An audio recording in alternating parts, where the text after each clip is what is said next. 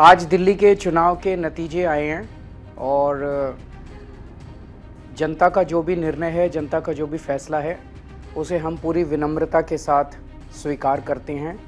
जनता का निर्णय सर माथे पर।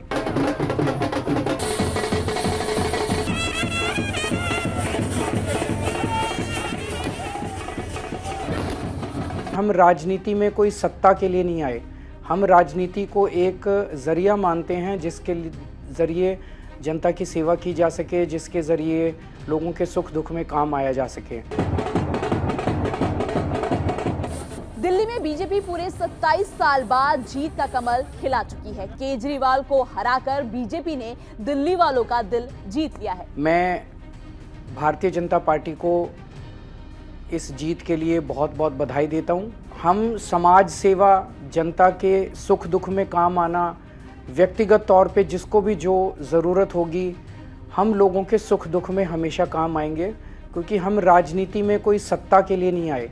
हम राजनीति को एक ज़रिया मानते हैं जिसके ज़रिए जनता की सेवा की जा सके, जिसके ज़रिए लोगों के सुख दुख में काम आया जा सके। वो काम हम करते रहेंगे और हमें आगे भी इसी तरह से जनता के सुख दुख में काम आना है। लेकिन अब सबसे बड़ा सवाल ये है कि आखिरकार दिल्ली का मुख्यमंत्री यानी सीएम कौन बनेगा, और वही आज मैं आपको इस वीडियो में बताऊंगी। नमस्कार, बहुत बहुत स्वागत है आपका इस चैनल में। मैं हूं पूनम अधिकारी और आज मैं आपको इस वीडियो में बताने वाली हूं कि कौन बनेगा दिल्ली का सरताज। लेकिन बताने से पहले, जैसे कि मैं हमेशा आपसे बोलती हूं, अगर आप चैनल में नए हैं तो चैनल को सब्सक्राइब बिल्कुल भी करना मत भूलिएगा। दिल्ली में सीएम बनने वाले चेहरों में जो नाम सबसे आगे इस वक्त चल रहा है, उसमें परवेश वर्मा, रमेश बिधूड़ी, मनोज तिवारी और वीरेंद्र सचदेवा के नाम शामिल है। परवेश वर्मा नई दिल्ली सीट पर अरविंद केजरीवाल के खिलाफ चुनाव लड़कर जीत भी चुके हैं, यानी केजरीवाल की सबसे बड़ी हार हुई है बीजेपी कैंडिडेट के सामने। इसलिए परवेश वर्मा भी दिल्ली के नए सीएम बन सकते हैं। दूसरे नंबर पर जो पीएम पद के दावेदार हैं वो है रमेश बिधूड़ी। जी हां, भले ही रमेश बिधूड़ी को कालकाजी सीट से मुख्यमंत्री आतिशी ने हरा दिया हो, लेकिन फिर भी बीजेपी बिधूड़ी को सीएम बनने का मौका दे सकती है। तीसरे नंबर पर आते हैं वीरेंद्र सचदेवा। वीरेंद्र सचदेवा बीजेपी के प्रदेश अध्यक्ष हैं और पार्टी पंजाब लॉबी को भी रिप्रेजेंट करते हैं। दिल्ली में मूल रूप से पंजाबी वोटर्स की काफी ज्यादा संख्या रही है। पंजाबियों के बिना दिल्ली पर भी राज करना मुश्किल हो सकता है, तो हो सकता है कि वीरेंद्र सचदेवा भी सीएम बन जाए।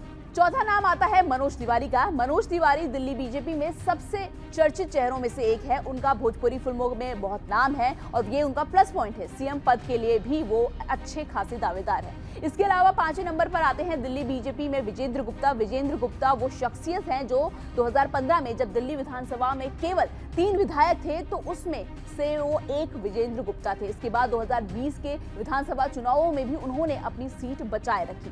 कायदे से देखा जाए तो मुख्यमंत्री पद के लिए उनका नाम सबसे आगे होना चाहिए। आखिरी नाम जो आता है दिल्ली के सीएम पद के लिए वो है दुष्यंत कुमार गौतम। जी हां, दुष्यंत कुमार गौतम को बीजेपी मुख्यमंत्री बनाकर बड़ा खेल कर सकती है। इसकी सबसे बड़ी वजह ये है कि वो दलित समाज से आते हैं और पार्टी के पुराने कार्यकर्ता हैं, तो वो भी सीएम बन सकते हैं। वही बात ये भी हो रही है कि क्या बीजेपी किसी महिला को सीएम पद का दावेदार बना सकती है। तो आपको बता दूं कि महिला सीएम कैंडिडेट में सबसे आगे बांसुरी स्वराज, मीनाक्षी लेखी और स्मृति ईरानी का नाम भी लिया जा रहा है। हो सकता है कि इस बार जो दिल्ली की सीएम है वो कोई महिला बन जाए। और ऐसे में आपको मैं ये भी जानकारी दे देती हूँ कि आज ही एक इंटरव्यू के दौरान भोजपुरी जो फिल्मों के एक्टर हैं और साथ ही बीजेपी सांसद है रवि किशन, उन्होंने खुद ये बात दुनिया को बताई है कि दिल्ली का जो अद्भुत व्यक्ति होगा वही दिल्ली का सीएम बनेगा। यानी आप सोच सकते हैं कि उन्होंने इनडायरेक्टली एक हिंट दे दी है रवि किशन ने कि कोई बहुत ही अलग शख्स सीएम बनने वाला है और जब वो सीएम बनेगा तो हर किसी का मुंह खुला का खुला रह जाएगा। यानी कि बीजेपी जीत चुकी है और अब फिलहाल जो बहस है, जो सवाल है वो यही है कि दिल्ली का सीएम कौन बनेगा। फिलहाल आज के मैं इस वीडियो में इतना ही। मुझे उम्मीद है आपको ये वीडियो अच्छा लगा होगा। चैनल को सब्सक्राइब करना बिल्कुल भी मत भूलिएगा।